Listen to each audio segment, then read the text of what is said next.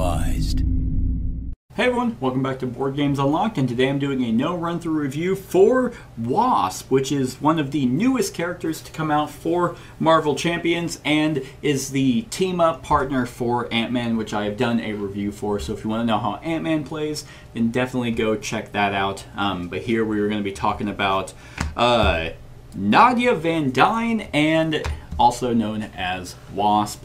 And I gotta say, Wasp is okay. Like, I'm actually not like super keen on her by herself. She definitely is a lot better when paired up with Ant-Man, but I'm going to talk about that a little bit more because I'm a little disappointed with how that works as well. But let's go kind of through her deck and talk about the abilities that she has and kind of how they interact, which my latest game with Wasp, of course I played Wasp with Ant-Man, and we fought oh man, who we fought? We fought Taskmaster. So that was a pretty fun little romp. So Nadia Van Dyne, she has Girl, which is, as an action, shuffle up to 2 cards with a printed science resource from your discard pile into your hand.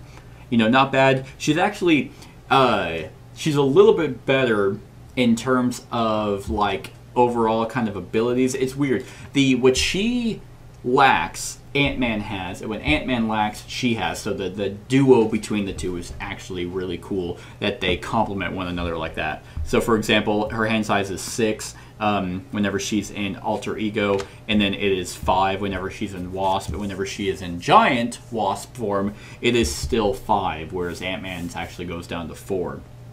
So that is her Alter Ego ability. Her regular ability is Response, small but mighty. After Wasp or an event you play defeats a minion or side scheme, deal 1 damage to a villain, or to the villain, which is pretty cool. So she definitely has ways to deal some damage. I can't really think off the top of my head her ultimate combo, which a lot of characters seem to have. Ant-Man has a lot of really cool ways, as so does everyone else. Hers, she does some really cool ones. She is definitely the thwarter of the two, whereas Ant-Man is the damage dealer. But so they can each kind of do a little bit of both. So that is her tiny form, and then her giant form with her stats at 2, 2, and 3. She actually has 2 abilities, which is pretty cool.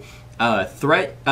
So the threat you remove from your basic Thor power can actually be divided amongst different schemes, and damage you deal from your basic power can be dealt among different enemies, which is pretty cool and can come in handy quite a bit in a pinch like that. So let's go ahead and take a look at some of her cards that are in here. What I thought was a little weird in this actual deck was the fact that they have as an ally Ant-Man and Wasp, which of course is there if you are not playing them together. But yeah, I was sitting there and I'm like, that's a little weird. Hey, I'm gonna have Ant-Man as an ally, but I'm right here playing. Shut the fuck up. Like, no, you're not. So let's see. Should have grabbed these off the top of the thing, but we'll be fine. Alright, so the rest of them are pretty much going to be your standard. She is aggression as well. So here are some of her cards. So of course there's Ant-Man as an ally, which he's still not bad. When you are in giant form, Ant-Man gains the giant trait and gets +1 attack. While you're in tiny form, he gets the tiny trait and +1 thwart. So that's pretty cool that he's there. So she has one of my favorite cards that's actually in here is Pinpoint Strike, which this is one of her big power attacks, is the fact that, oh, okay, she deals 7 damage, and if she's tiny, deals an additional damage and gains overkill. So that is really cool. That's definitely her biggest, like, strongest attack that I can think of off the top of my head. But, like, for example, you can combine it with Wasp's Helmet, which will, if you're in giant form, you gain more thwart, and if you're in tiny form, you gain +1 attack. So if you have that, then you're dealing 9 damage total, which is definitely not nothing. Now, you have some other things, like a bunch of different ones, depending on, of course, the form they are in, similar to Ant-Man. So, for example, Wasp Sting is, if you are in giant form, deal a total of 4 damage, divide among enemies, and then hero action, if you're in tiny form, deal 5 damage to an enemy. So what makes Wasp really good is the versatility that she has. If there are a bunch of minions coming out, then it's like, oh, okay, so this one's like, that one has 2 health or 2 damage on it. It needs 1 more. This one has 4.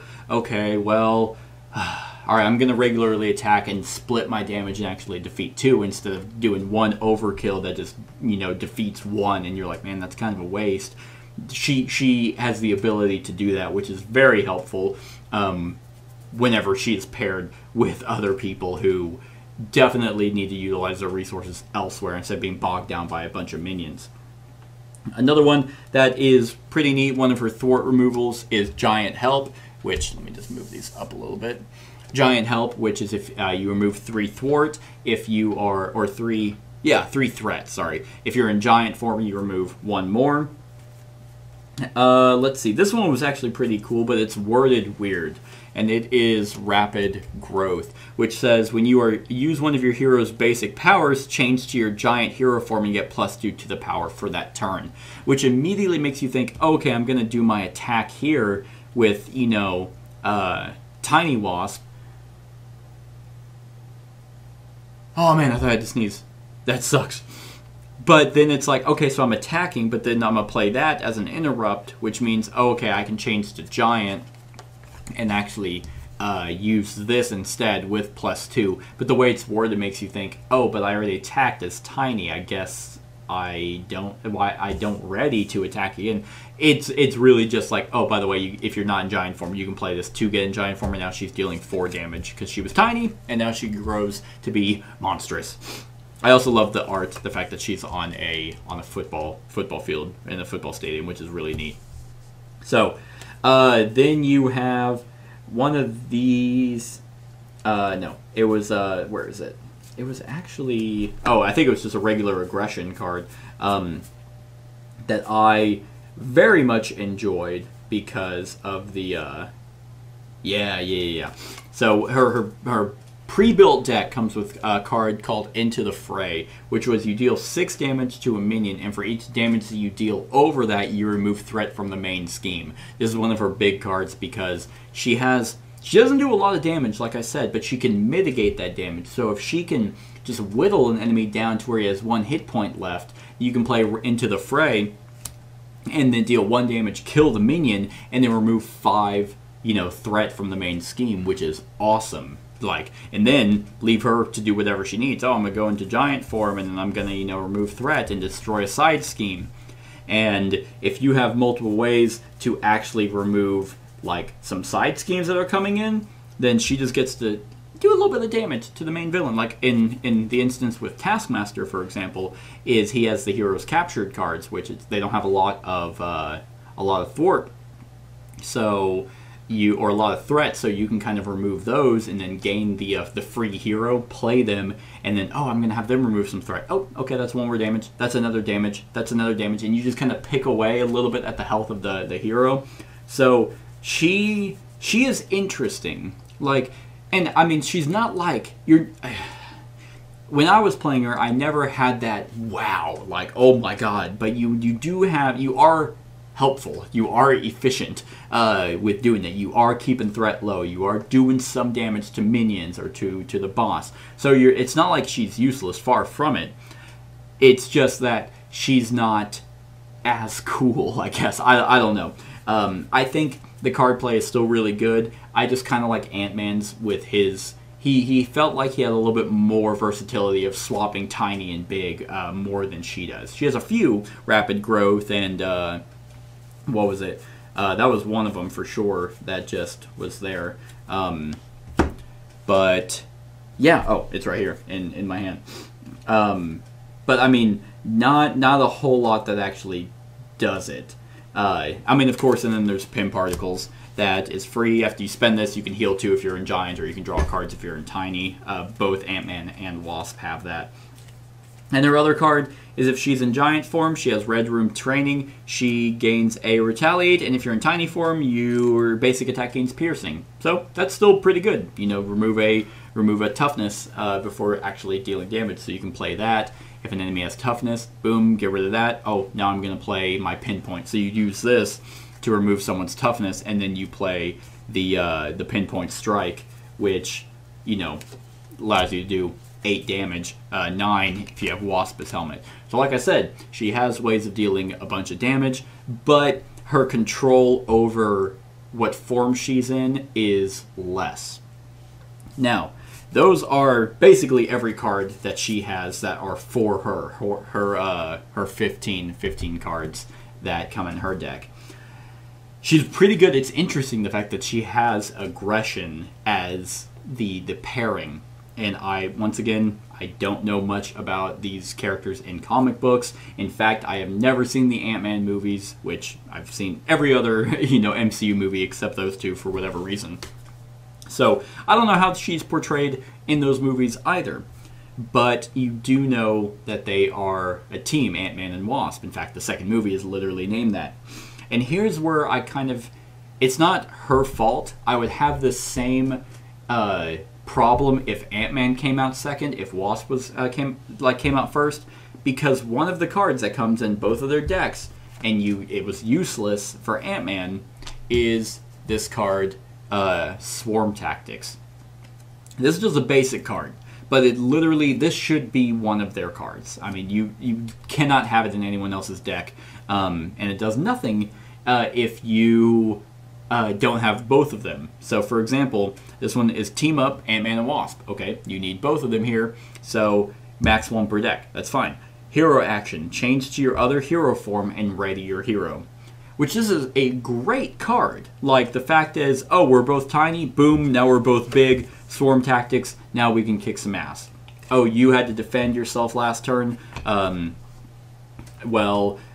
fine, because now I'm going to have us ready, and we're going to swap forms, and I'm going to be giant, you'll be tiny, or we both go to tiny, or vice versa, or whatever it needs to be, and then now you're ready and up, and now it's your turn, and you can help me fuck this guy up.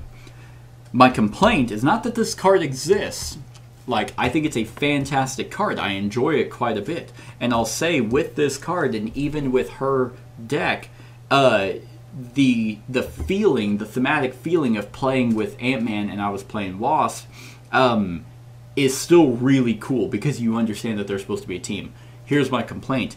This is the only card that does this. They were like, ooh, introducing this new keyword, team up.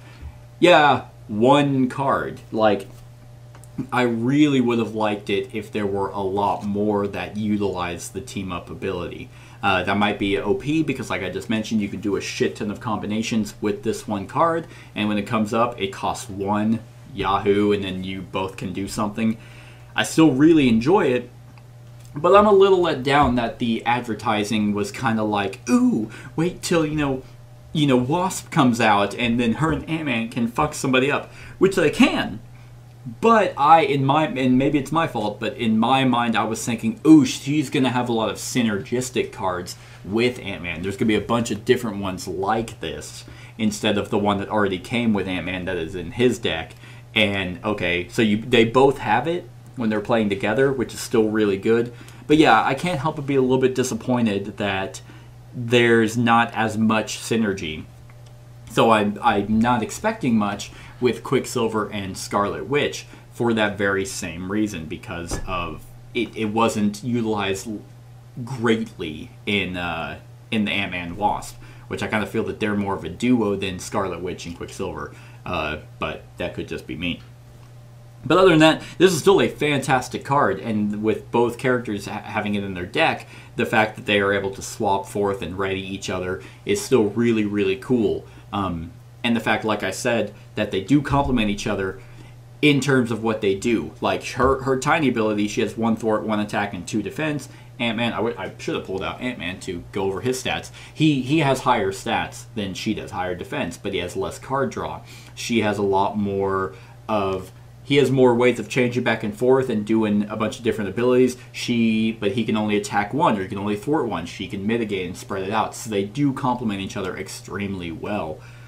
But I don't think that she is a blast to play by herself. I had so much fun playing her with Ant-Man, not so much whenever it was by herself. So, I mean, definitely one worth picking up, because Ant-Man is awesome. I expected him to be not as awesome as he was. So, I wouldn't say my hopes were super high with Wasp as a character to play as, but I was expecting more from the team-up mechanic between the two. Now, once again, I absolutely hate how Fantasy Flight did this fucking... I mean, this is so stupid. I hated it with Ant-Man, because you sit there and then it just stays open all the time, and it's like, ugh, it just won't stay open, and then you just have to fold it, and over time, it's just gonna crease, and it's just gonna be even more dog shit. I really hated it. In fact, as far as I know, some people are just kind of like breaking them back, so because I mean, you cannot sleeve this. And once I finally figure out a better storage solution, I want to sleeve these cards. You cannot sleeve this stupid thing. You can't sleeve it. So, as far as I know, what you could easily do is you can break it apart and then sleeve both sides, and then, okay, well, I'm going to have a separate one for, it'd be a little bit more fiddly, but you have a separate card for your alter ego, and then you have a separate card for your tiny form, and whenever you want to swap two, you just flip them both and put them together. That's all I can think of, because this is stupid. I mean, I don't get it. What they should have done, and I mentioned this in my Ant-Man one, but they should have easily just had a separate card for the giant form. Like, if they wanted it to be big like this is the size of, like, the Magic the Gathering Commanders, that whenever they came out with, like, oh, hey, here's your regular Commander card, which is this size. Oh, here's a bigger version of your Commander card, because it sits off to the side. They could have easily done that. They have giant form as its own giant card. So then you still have the one card where you can flip back and forth like every other character, and then whenever you go to giant form, you just slide that big one in. I don't know. This is stupid. This is stupid, and God, I hope there's not any other faction or any other characters that have something weird like that, because I hate this. So, of course I had to bring that up because it's so stupid. Now with, let's see, on a scale of 1 to 10, Wasp is probably around a 6. I think she is still slightly above average. She is fine. She is fun. But she's a 6 by herself. I'm going to give her a 7 with Ant-Man. So she does get 2 different rankings, because I don't like her as much without Ant-Man, but it is a really cool thematic synergy between Ant-Man and Wasp when they're playing together, because I only play Marvel Champions either solo or max 2 players, which is perfect for the team up, and so it ends up working, and she is way better with Ant-Man. So that's my thoughts on Marvel Champions Wasp. Let me know what you think of Wasp in the comments below. Other than that, like, comment, share, and subscribe, and have a wonderful whatever time of day it is for you. Hey everyone, thank you for watching, and I really hope that you enjoyed the video. If you would like to see more of my content, go ahead and click that subscribe button and the bell to be notified whenever I upload any new content. If you feel like supporting the channel, you can go ahead and click that Patreon link to be taken to my Patreon, and any help is truly appreciated. Other than that, stick around for any other run-throughs or reviews or cool top 10s or whatever I feel like putting on. Other than that, like, comment, share, and subscribe, and have a wonderful whatever time of day it is for you.